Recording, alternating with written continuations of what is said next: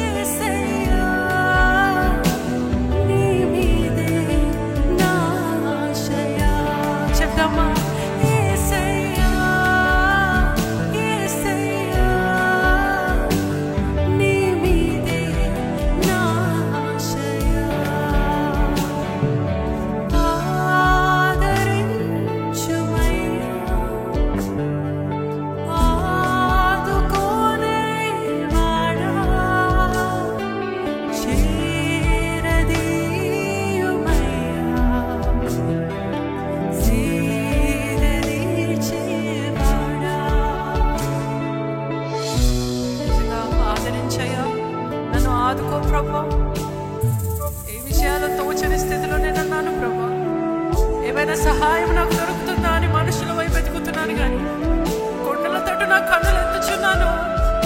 సహాయం నీ యొద్ద నుండే కదా. నాకు సహాయం ఎక్కడి నుండి వచ్చును?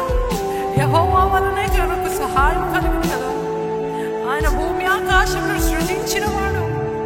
ఆయనే మనల్ని బలపరుస్తాడు, మనల్ని ఆదరిస్తాడు, మనల్ని లేవనెత్తుతాడు. ఎక్కడ నీ చేయి చాపుతున్నావు? యెహోవా యందు చూస్తున్నావా? పెరిగిన హృదయములు గల వారి యెహోవా ఆసన్నుడు అంటున్నాడు. పెరిగిన స్థితిలో దేవుని సన్నిధికి వద్దాం. నలిగిన మనసులు గల వారిని ఆయన రక్షించును. ఇదిగో ప్రభువా, పెరిగిన హృదయంతో నలిగిన మనసుతో నీ సన్నిధికి వస్తున్నాను.